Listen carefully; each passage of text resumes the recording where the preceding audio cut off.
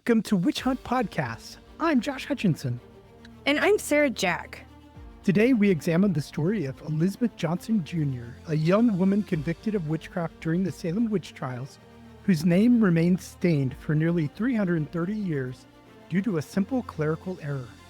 Elizabeth was just 22 years old when she confessed to witchcraft before the magistrates. Like many in Andover, she told colorful tales of devil baptisms and spectral meetings, perhaps hoping confession would save her life. While she narrowly escaped execution thanks to a governor's reprieve, Elizabeth's name was mistakenly left off the 1711 exoneration list. It would take until 2022 for Elizabeth to officially be cleared. Today's guest is no stranger to this podcast. Mary Bingham will share the story of Elizabeth's life, family, and the circumstances that led to both her conviction and her remarkable petition at age 42, when she eloquently asked to have her name cleared. Mary's research brings Elizabeth to life as more than just another witch trial victim. Through court records, family histories, and visits to historical sites, Mary helps us understand who Elizabeth was as a person and why her story matters today. This episode is particularly special to Josh, as Elizabeth is actually his first cousin 9 times removed. And while Elizabeth didn't have direct descendants, her story connects to countless people through extended family lines, making her exoneration all the more poignant.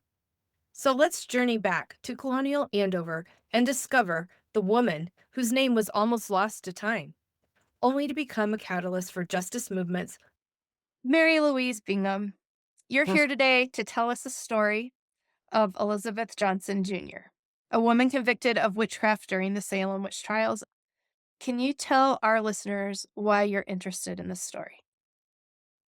I am interested in her story because her name was almost erased from history through the stroke of a pen back in the early 1700s.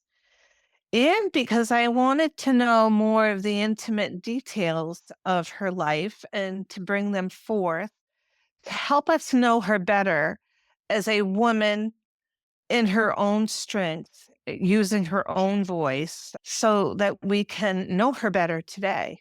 And yeah. And I did that by first deep diving into the records of the Salem witch hunt, reading all the documents pertaining to Elizabeth and her family. Then I broadened my research to look at her father's life and her brother Francis's life, using the records of the quarterly courts of Essex County. And I looked at all the court documents that pertained to them and found out who lived with the Johnsons and what was said about them and what their reputation was, which they were a very well-reputable family in Andover. I also dug into the Andover births, marriages, and deaths to confirm the dates for Elizabeth and all of who we believe to be her siblings. It's believed that Stephen and Elizabeth Johnson, Elizabeth's parents, had 9 children, and 6 lived to adulthood.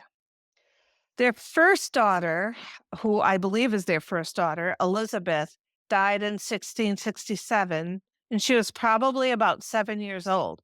But we don't have her birth date, so we can't be sure. And then they had a daughter, Mary, who died at 2 days old. And then they had another daughter, Anne, who died about 6 months old. The children who survived to adulthood was Elizabeth's brother, Francis, who was about 26 years old in 1692. And then her sister, Abigail, who was about 17 years old in 1692.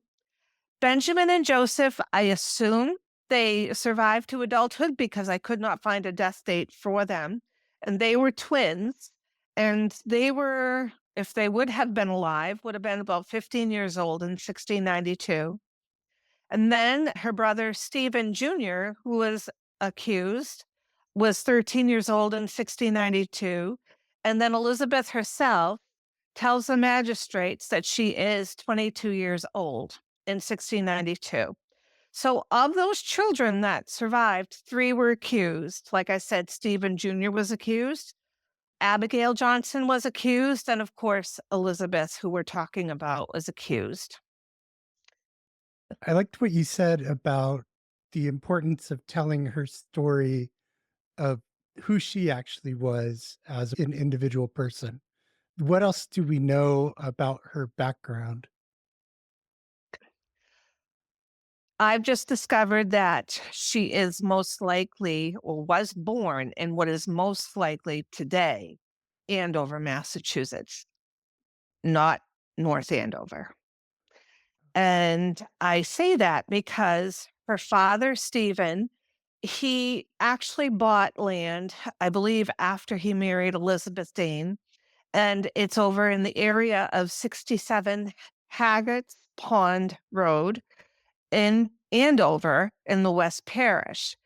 And it's believed that all of their children were born at that location. And again, today, that is in Andover. And it's just over the North Andover line going into Andover. So it's not far, but it's technically Andover. So I think we have to look at the misconception that she lived in North Andover, at least before 1692. I believe that after she was released from jail, that she went and lived in North Andover, and she probably was living with her brother Francis, who was definitely in North Andover at that time. We know that her father lived a productive life. He basically kept to his own business. There are a couple of instances where he's brought to court, but it's really for mostly minor things. The only one thing that I found that he owed a lot of debt to a gentleman in Newbury, and I don't know why, but that's the only thing that I found. Otherwise, he was a respected citizen. He was a farmer, he was a carpenter, he was a sawmill owner, and he was a surveyor. So he established the boundaries for land ownership. He helped lay out borders for the towns, the streets, and the highways. And he was a selectman. He married Elizabeth Dane, who was the daughter of the minister in Andover. And they married on the 5th of November in 1661.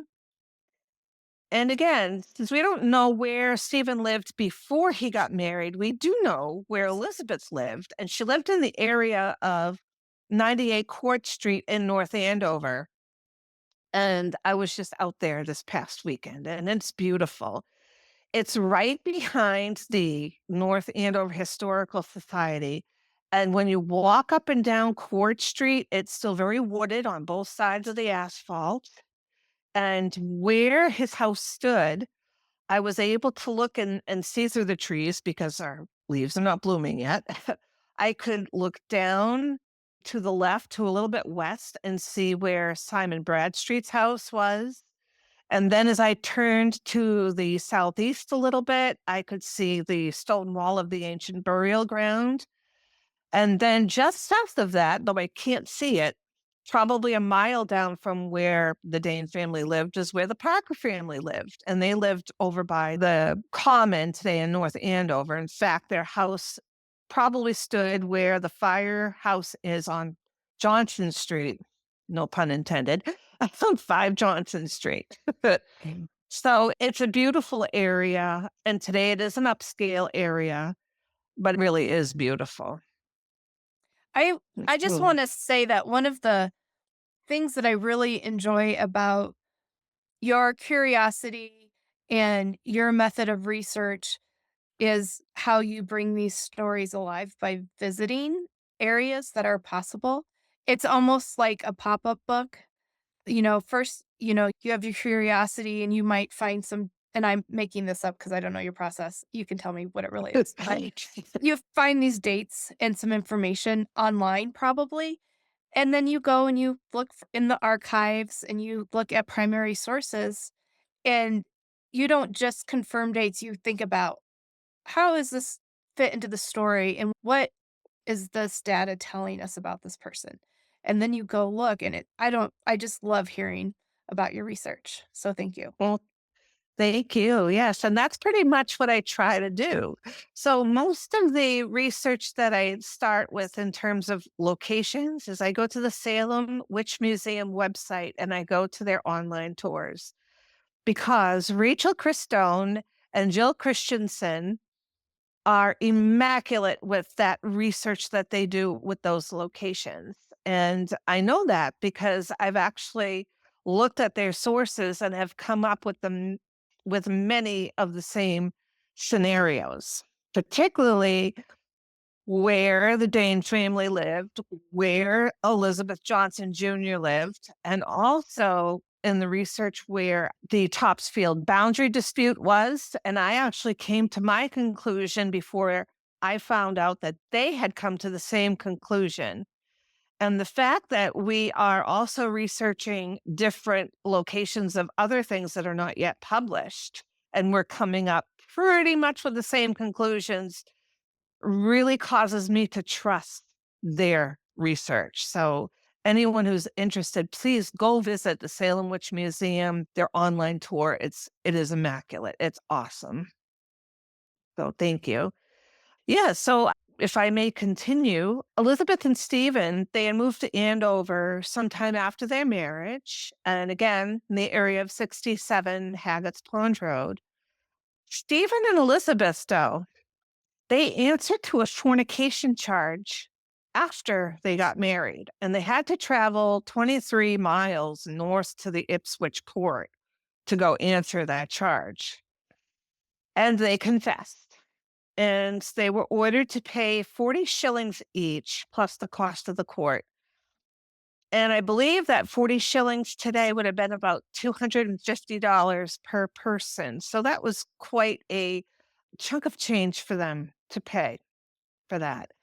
And I don't know why they had to answer for that fornication charge exactly, but I did come to the conclusion that they had a child by the name of Elizabeth, and whom I believe to probably be their first daughter, although we don't have the date of her birth, but we do have the date that she died, which was in 1668. So Elizabeth, the first Elizabeth, was conceived probably out of wedlock. And I believe that she's the oldest daughter because she's named Elizabeth. And usually back in those times, the oldest daughter was named for their mother, and the oldest son was usually named for their father.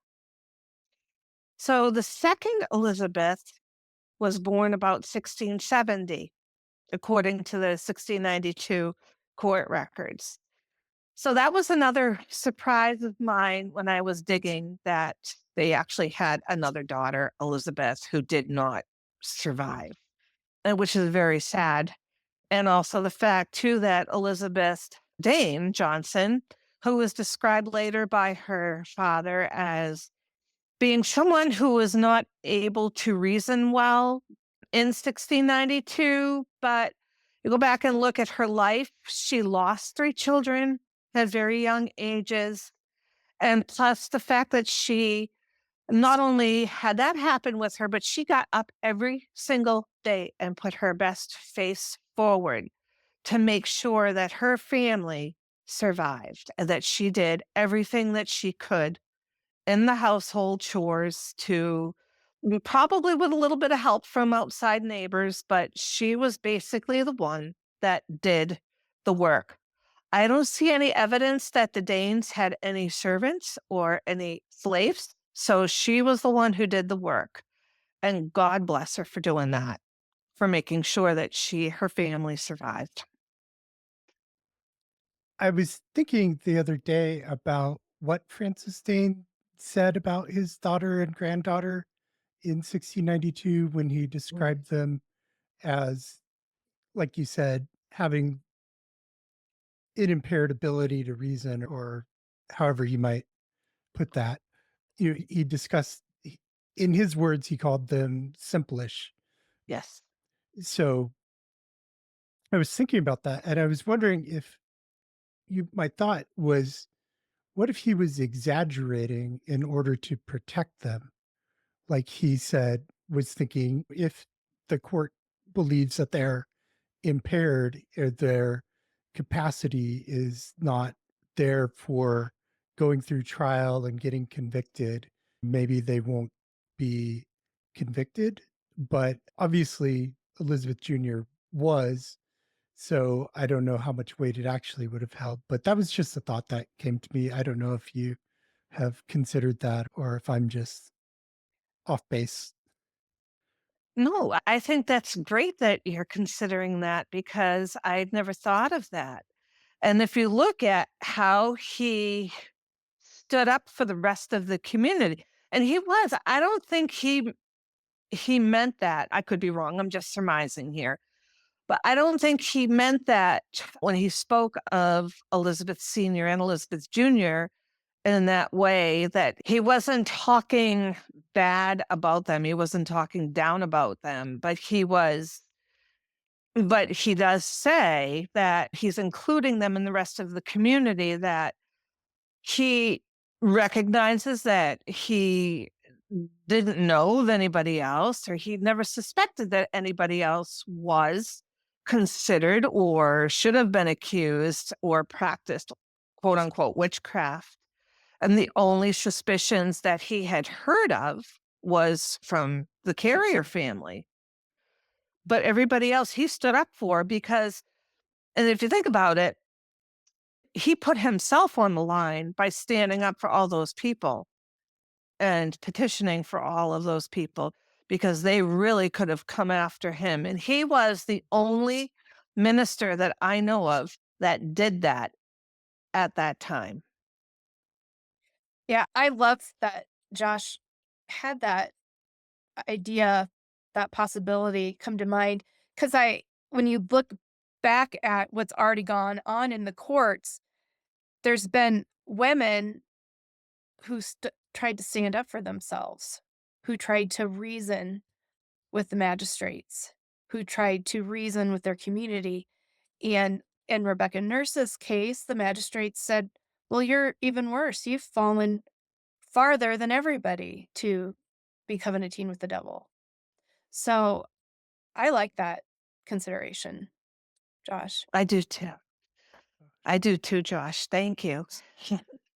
Thank you. Yeah, I was just trying to think of what would motivate him to write that letter. It's probably to help them by explaining away that they're not competent to stand trial or something along those lines. He's basically claiming that they shouldn't be prosecuted because they couldn't have reasoned when given this, I don't know, invitation to join the devil and be a witch.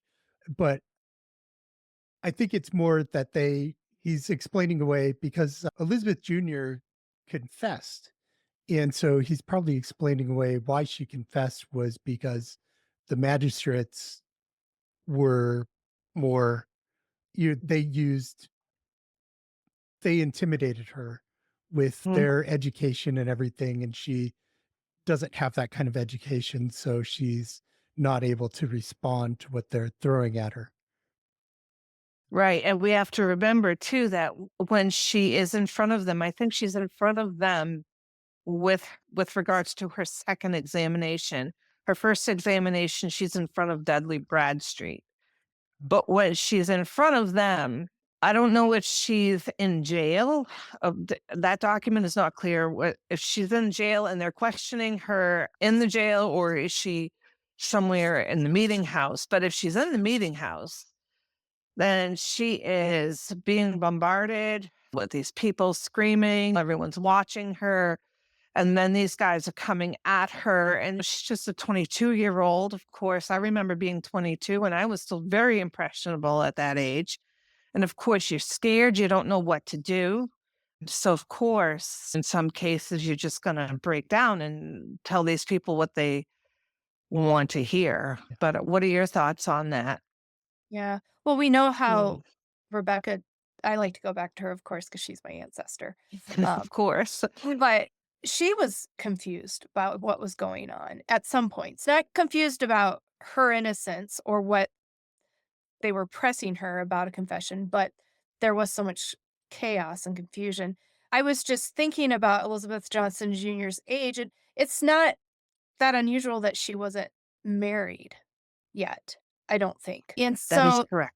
so she would have been a peer to some of the accusers. Yes, definitely. Yeah, many of the Definitely. accusers, that's a good point, were 18, 19, 20 years old.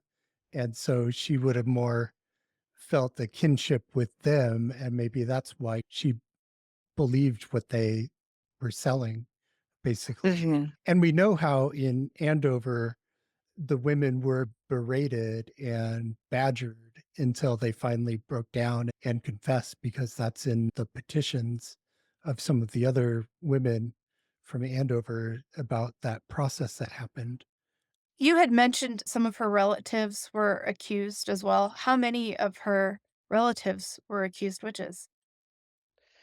There's a lot. It would have been her brother, her sister, plus her cousin, Dorothy Faulkner. Then I believe Abigail Faulkner was. Then I believe Deliverance Dane has somehow intertwined in there. And then, of course, her mother was accused. There's a lot. Yeah, there is a lot. There's a lot in that Mm. whole. Frances Dane married Faith Ingalls, and the Ingalls extended family, I know, was included the Carriers as Yes, well as the yes. Johnsons and the Danes and the Robinsons and several other families. And Yeah. well over a dozen of them were accused. I don't remember the exact number, but it was so many, because almost the entire Carrier family gets accused. Everyone but Yes. Thomas Sr. basically gets thrown in there. Yes, yes, and I can't forget too, I have to mention Abigail Faulkner, Elizabeth's aunt, yes. So, and she was the only one, I think, that did not confess. I think everybody else within the Faulkners and the Johnsons did confess, but not Abigail Senior. Yeah. What do we know about how the confession came to be? So her first examination was the 10th of August in 1692, and she takes it before Dudley Bradstreet. Now, I'm not sure where. I think because Dudley, his father was Simon Bradstreet, and I know that Simon Bradstreet took a lot of his depositions from the people that were giving depositions in front of him in Andover at his home.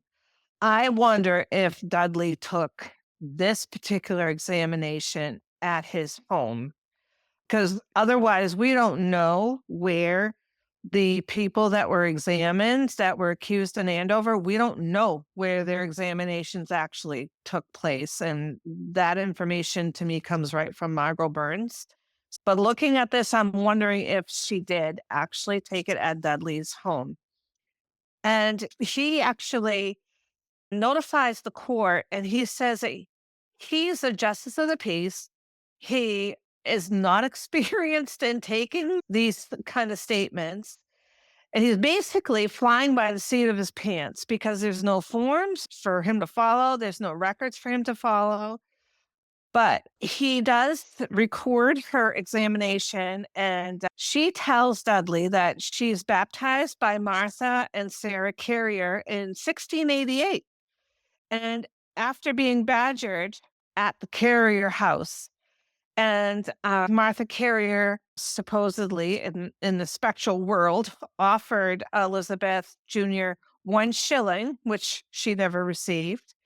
And then again in the spectral world, Elizabeth then turned and afflicted Lawrence Lacey, Sarah Phelps, Mary Walcott, Benjamin Abbott, the two Thicker children, and then she names Daniel Ames. She just names Daniel Ames at this time. But she does say that she helped in afflicting Timothy Swan. So that's kind of interesting because of his reputation in Andover. Then she also says that she believes that George Burroughs is present at this mock sacrament in the spectral world that took place in the pasture. That's basically what she starts her story with.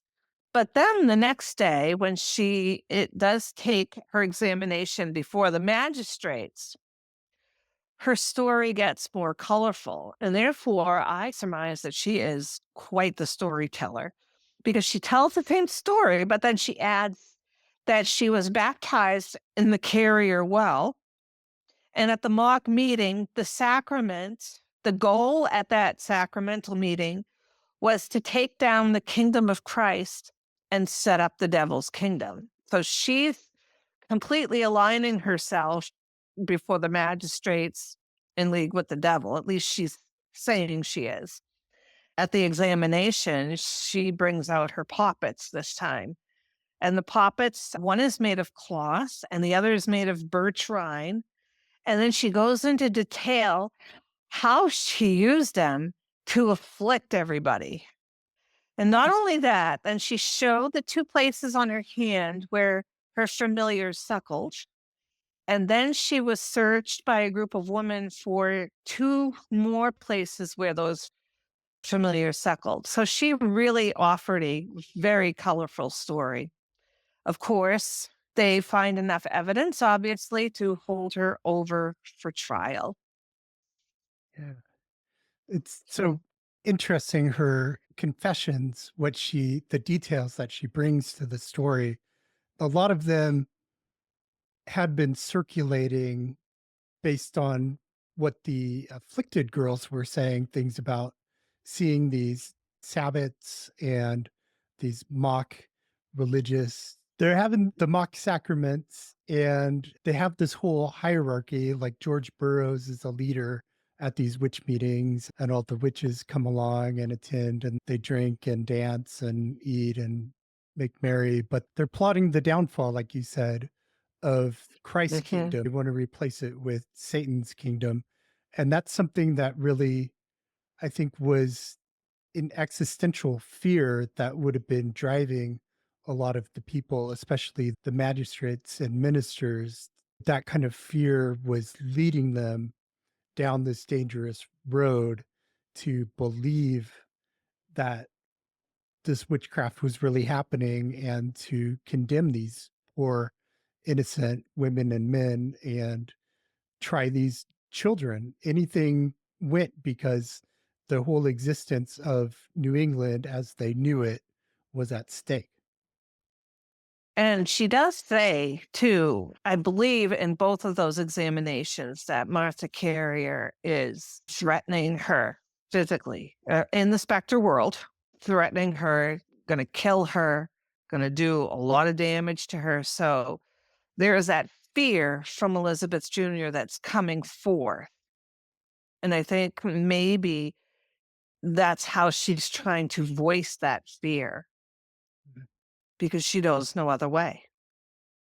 Yeah, and Martha had been so defamed by that point, so slandered, and Cotton Mather later writes of her as being the queen in hell, or actually Mary Lacy Jr. brings up that calls her the queen of hell in her confession. So there's all this like real bad misinformation going around about Martha's nature, and she's like this ringleader along with George Burroughs of the witches trying to destroy the church and the colonies. Yeah. And she would have heard Yes. the warning of the downfall from the pulpit, probably from her grandfather, definitely in books and discussions from the Mathers. Yeah. That's true. Yeah, and then I was also just thinking about George Burroughs, and I mean, I know his past kind of put him in conflict with some of the powerful men in 1692, but, that idea that if we think there's a witch, then we're going to find the witch. There needed to be a ringleader. There needed to be I wonder how much that influenced that it became George Burroughs because they needed to have a man in his position leading all the witches. I don't know.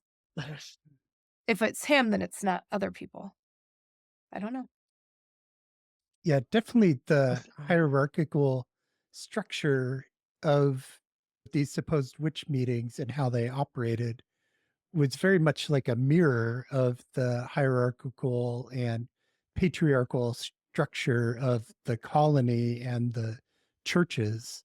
So, yeah, it made sense for a minister to be leading the witches, to be a man, for one thing, leading the women because they couldn't lead themselves according to thinking at the time. I'm not saying that's at all true. It's definitely not. We see a lot of examples of female leadership in the Salem witch trials, but for the men living at the time entrenched in misogyny and patriarchy, you had to have a man leading it. It was what made sense to them, but it also made sense, I think, to have a minister lead because even though they weren't a theocracy in the sense of the ministers actually directly controlling the government, they were the laws were based off biblical law and the teachings of people like John Cotton, Cotton Mather's grandfather, had a lot to do with creating the laws. And so it just to me makes sense that the guy at the top who's leading the rebellion against the church is coming from within the Right. church himself. Yeah. Yeah. That's true. And whereas George Burroughs, supposedly, they didn't think that he ministered every week or whenever he was supposed to. And that I've heard that he was more of a Baptist minister than he practiced what they wanted him to practice and preach. So they probably saw that as a threat and said, well, all these accusations and we need a leader, like you were saying, he's it. Yeah. So Possibly. when Possibly.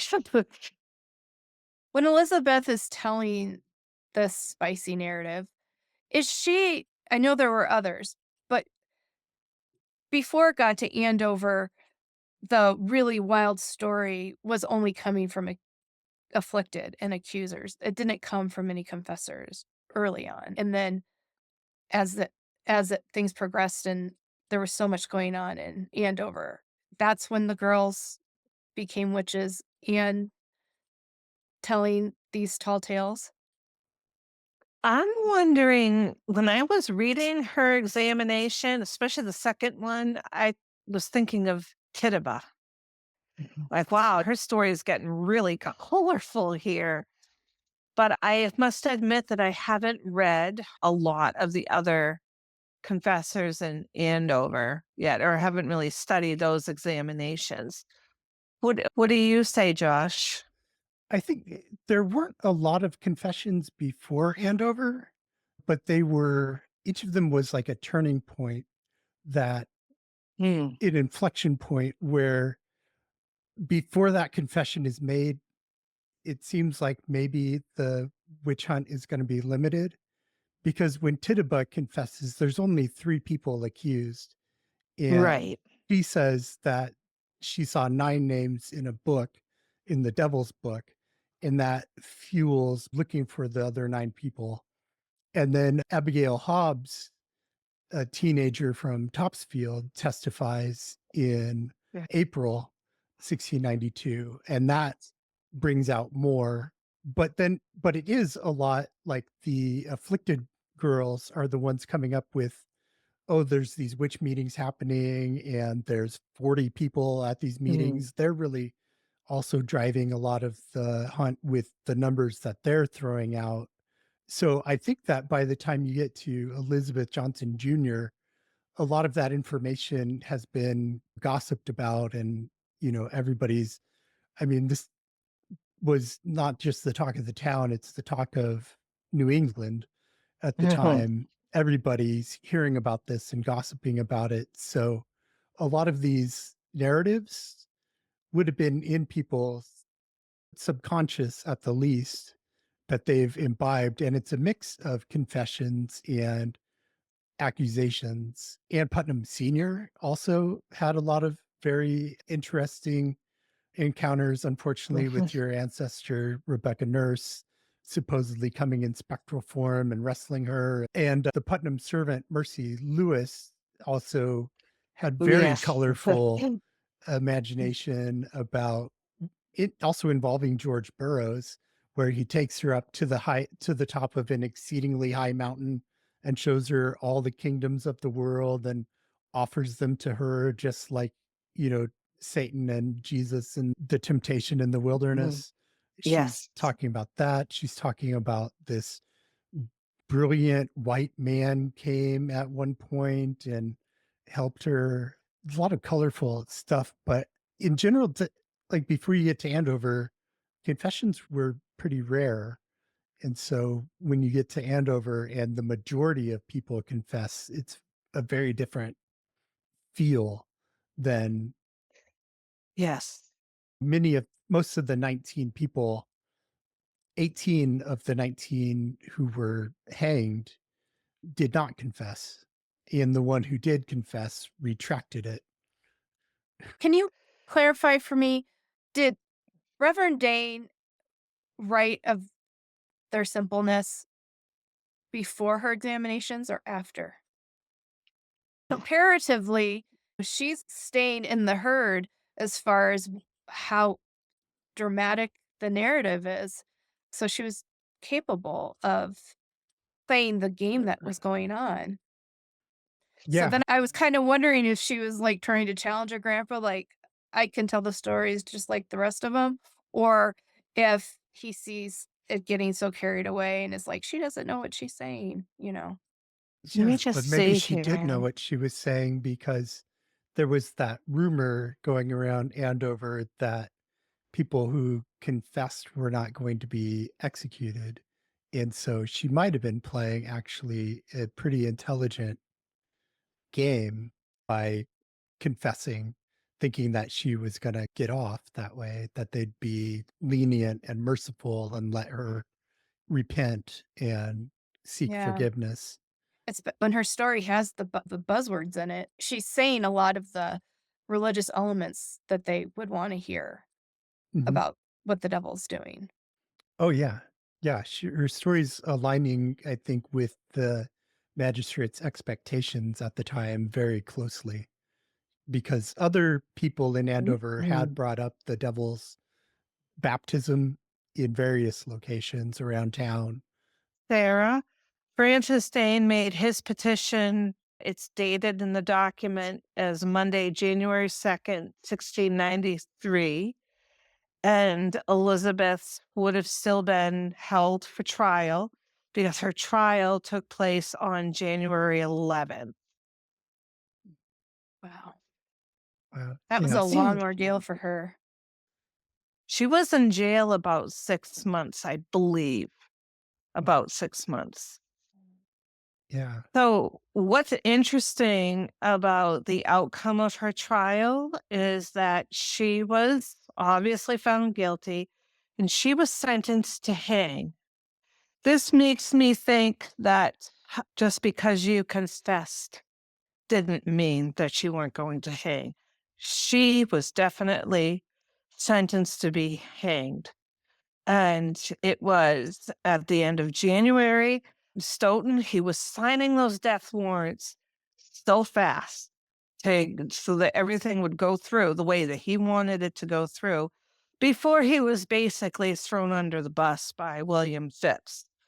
But if William Phips didn't grant that reprieve for those people at the end of January, we would have had more hangings the 1st of February, 1st or 2nd of February. And so she waited 3 weeks in jail, 2 or 3 weeks in jail. She knew what her sentence was. Her family believed that she was going to be hanged. She must have been so frightened for her life at that time. But then again, like I said, the reprieve came through, and Stoughton was so angry that he actually walked off the court. He was supposed to go and sit at the Superior Court in Charleston, and he refused to go. He was so mad. But it happened. They were reprieved. and Elizabeth survived. Thank God.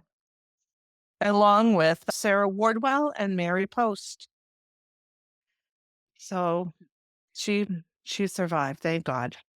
Yeah, there was also a group of confessors who were condemned in September 1692 who were not hanged. They were allowed to live, but then they were apparently scheduled to also hang along with Elizabeth Johnson Jr.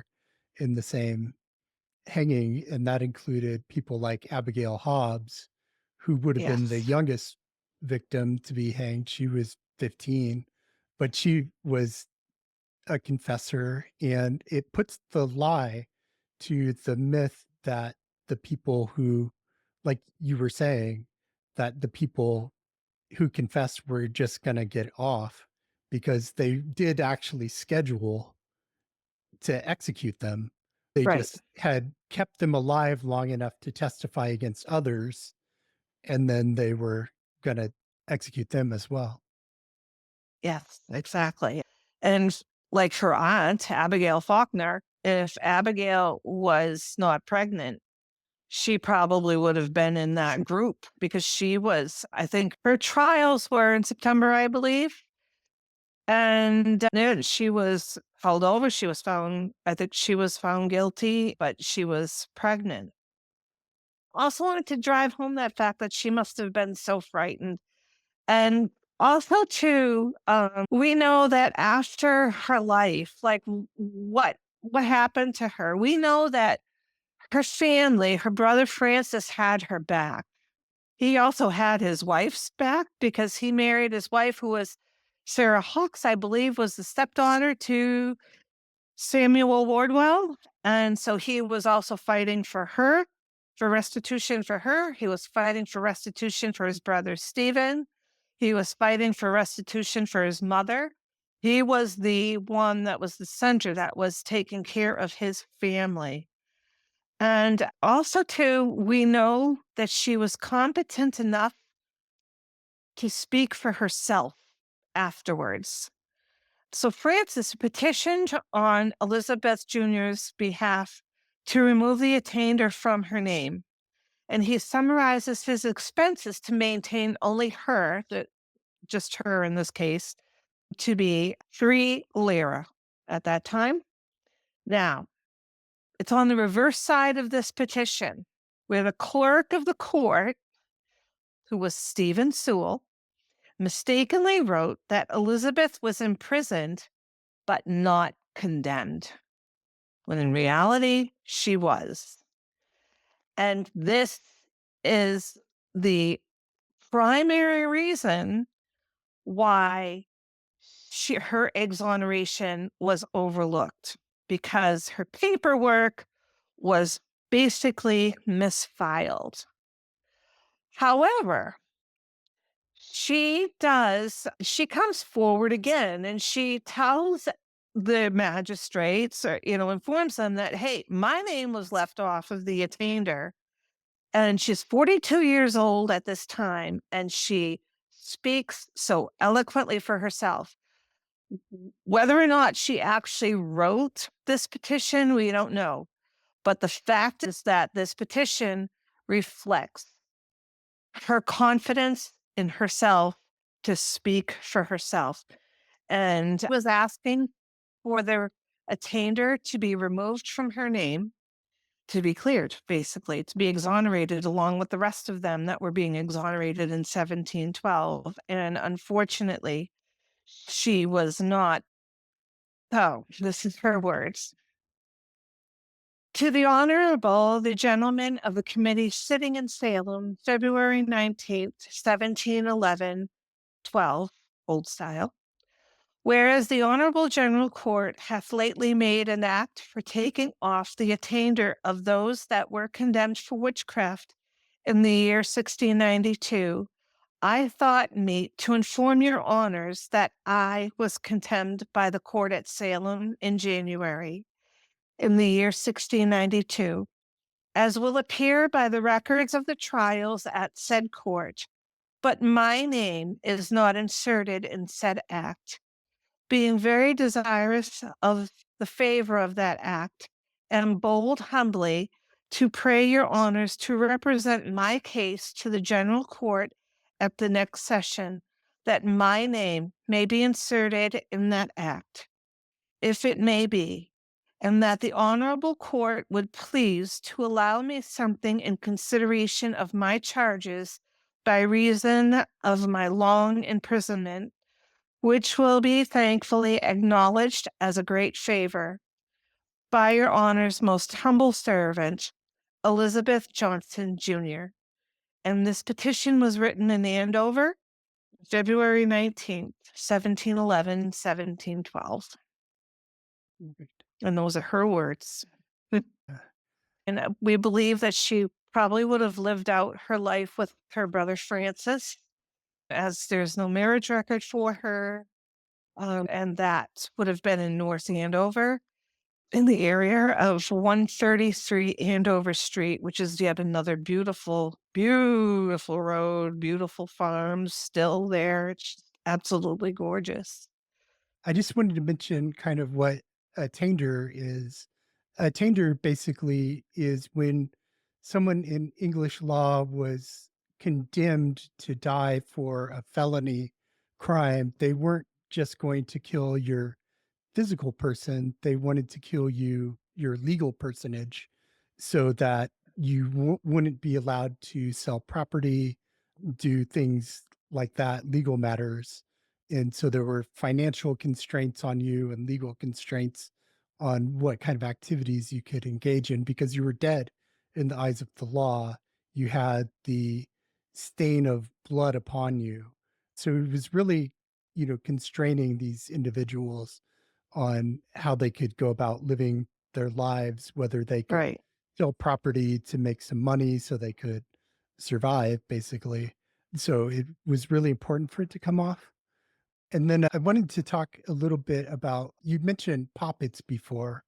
And for those who are new to Salem witch trials, poppets are a really interesting thing. They're basically little dolls or representations of people. They could be made out of just pieces of cloth or string or corn or clay, or there's lots of different kinds of puppets. They're basically representations of people. And the belief was that witches used them to, you could think about a person and squeeze the doll, and that would cause that person in real life some pain.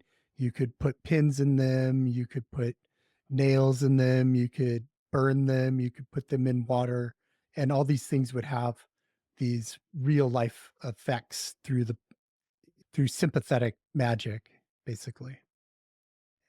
Thank you. You're welcome. And how they were pretty common, weren't they? Yeah, they were really common in the Salem witch trials because they're found in Bridget Bishop's walls by some contractors who were doing some work in her cellar. She said that the previous owner must have had them built into there or put them in there during some other renovation, but those are used against her.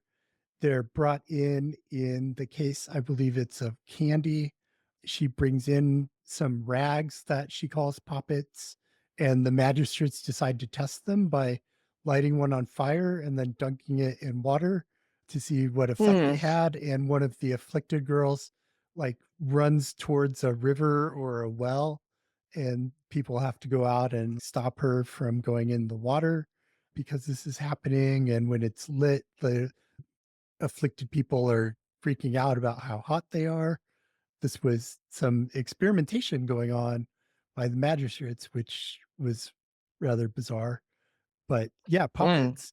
And I think that most people probably had something that you could call a puppet because especially children had dolls. Yes, exactly. That were made out of various materials. And it's easy to say, oh, that's not a doll, that's a puppet. Exactly. Yeah. Yeah. Was there anything else you wanted to share about Elizabeth today? I want to share that she is one of the people from 1692 that I have really enjoyed researching. And she's not my ancestor, but I do believe that her story, as well as everybody else's story, really needs to be out there and told as truthfully based on the primary sources and the really good secondary sources as possible. And I also attribute her exoneration in 2022 as a very strong precursor as to what took place in Connecticut in 2023. And also want to thank publicly Carrie LaPierre, the teacher in North Andover, as well as all of those who helped Carrie and Richard Height after he discovered that Elizabeth Jr. was not exonerated, that they did all that hard work to get her exonerated. Because like I just said, if she wasn't exonerated, we probably wouldn't have really started the deep dive into what happened for our Connecticut people that were accused that also deserved the exoneration. Yeah, her exoneration happening the same year that was the 375th anniversary of the first witch trial execution in the American colonies. I think that was so impactful. It was Very impactful. to me. Yeah. Because it was like, oh, well, we forgot about Elizabeth. We're forgetting about somebody else. Her name is Alice Young. And everybody between Alice Young and 1692. What about all those guys? Right, exactly. And the fact that they were able to do it and they did it against all odds, and they just kind of like slid it into the back of a budget bill and then got it done that way. I am just amazed at how they did it. She's So being celebrated and researched and talked about now. It's really good. And exactly. I really appreciate the research that you've done to bring her story Thank you. to us. And thank you. And for her to have her own episode, I think that's wonderful. So thank you very much for that. Yeah. And honored to be here doing that with you. Thank you. Yeah, she's my first cousin, 9 times removed or however many. And I appreciate her story being told. And I know she didn't have direct descendants, but she has a lot of cousins and nephews and Yes. nieces out there, and they all care about her and want her story to be told respectfully and properly. And so I thank you for bringing so much to light about her. Thank you. Mm. Thank you. It's an honor to do it with all of you. Mary, what do you think Oh. about the current legislation that was proposed asking for the exoneration of the women in Boston? I think that is wonderful. And again, there's more stories that more people being accused between 1647 and 1692, and those people, they need to be brought to light and their stories need to be told. So, and they need to be exonerated, not only for them, but because of all of the generational trauma that has impacted their many, many millions of descendants living today. So I think it's very important. Thank you. Thank you. Thank you for joining us for this episode of Witch Hunt. Have you subscribed to our YouTube channel? Do it today. Have a great today and a beautiful tomorrow.